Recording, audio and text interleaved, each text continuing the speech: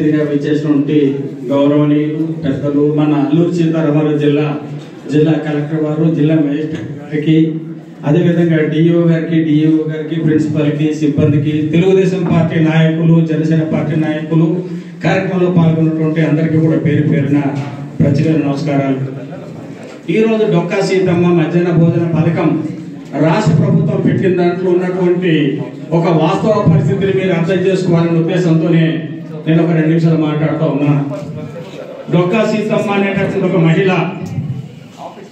పశ్చిమ గోదావరి, తూర్పు గోదావరి జిల్లాలకు సరిహద్దులో ఉండేటటువంటి లంక గ్రామంలో జన్మించినటువంటి ఒక మహిళ ఎవరైతే వరదల వల్ల కానీ, అతివృష్టి కావచ్చు, అనావృష్టి వంటి అనేక రకాల సందర్భాల్లో బాధల్లో ఉన్నటువంటి వాళ్ళకి తను ఆకలి ఉండైనా కూడా వాళ్ళ ఆకలి తీర్చాలని చెప్పేటటువంటి ఒక మంచి సంఘ సంస్కర్త, సామాజిక స్పృహ ఉన్నటువంటి ఒక మహిళ. ఆ రోజు నిజంగా గోదావరి జిల్లాలో వరదలు బీభత్సంగా ఉంటుంది. ఆ వరదల వల్ల ఆకలితో అలమటిస్తూ అడవుల్లో పోయి ఆకలితో మరి అనాథాలుగా మిగిలిపోతున్న సందర్భాల్లో అటువంటి వాళ్ళ ఆకలి తీరిస్తే తన జీవితం ధన్యమవుతుందని చెప్పేటటువంటి ఒక మంచి సంకల్ప బలంతో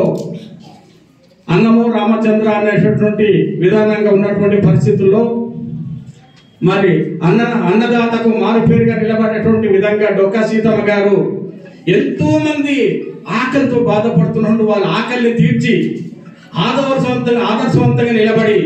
మానవత్వం నిలబెట్టుకున్నటువంటి ఒక మహానీయురాలు డొక్కా సీతమ్మ గారు.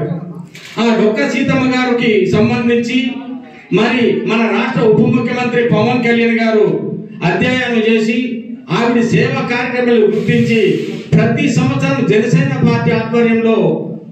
ఏదైతే కరువు సందర్భాలు వస్తున్నటువంటి సందర్భాలు ఉంటుందో అటువంటి సందర్భాల్లో అన్నదాన కార్యక్రమాలు నిర్వహించడానికి అనేక సందర్భాల్లో శిబిరాలు నిర్వహించడం జరిగింది రాష్ట్రంలో. ఆ రకంగా జరిగిన తర్వాత మరి గౌరవ ముఖ్యమంత్రి గారు చంద్రబాబు నాయుడు గారు ఈ రాష్ట్రానికి ముఖ్యమంత్రి అయిన తర్వాత మనము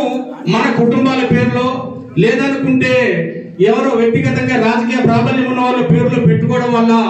దానివల్ల ప్రయోజనం లేదు. సామాజిక స్పృహ ఉన్నటువంటి వాళ్ళకి, దేశభక్తి ఉన్నటువంటి వాళ్ళకి, వాళ్ళు రేపు సమాజానికి ఆదర్శవంతంగా నిలబడేటువంటి వ్యక్తులకి గుర్తించి అటువంటి వాళ్ళ పేర్లతో ప్రభుత్వ పథకాలు మనం పెడితే అది నలుగురికి ఆలోచింపజేస్తూ 10 మందికి ఆదర్శవంతంగా ఉంటుంది, వాళ్ళు ఇంకో 10 మందికి మేలు చేయడానికి ఉపయోగపడతారనే ఉద్దేశంతోనే